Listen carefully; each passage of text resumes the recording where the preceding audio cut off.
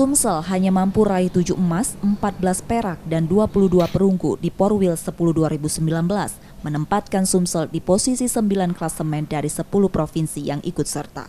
Bidang pembinaan dan prestasi KONI Sumsel mengaku gagalnya Sumsel disebabkan cabur unggulan Sumsel yang tak dipertandingkan dan minimnya persiapan atlet. Nah, sebagaimana kita ketahui bersama, bukan saya sebagai Bimpres untuk mengelakkan tanggung jawab, tidak. Ya, tapi sebagaimana kita tahu bahwa persiapan kita memang sangat-sangat minim. Ya, bahkan hanya training center kita yang porwil sebelumnya itu selama 6 bulan.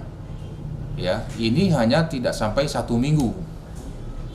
Ya, jadi kalau TC 1 minggu itu bukan TC namanya itu. Itu hanya sekedar untuk persiapan pemberangkatan seharusnya. Nah, inilah yang perlu kita evaluasi bersama-sama kembali. Dibanding 3 porwil sebelumnya, prestasi Sumsel yang terburuk kali ini. Nur Muhammad, Kompas TV Palembang, Sumatera Selatan.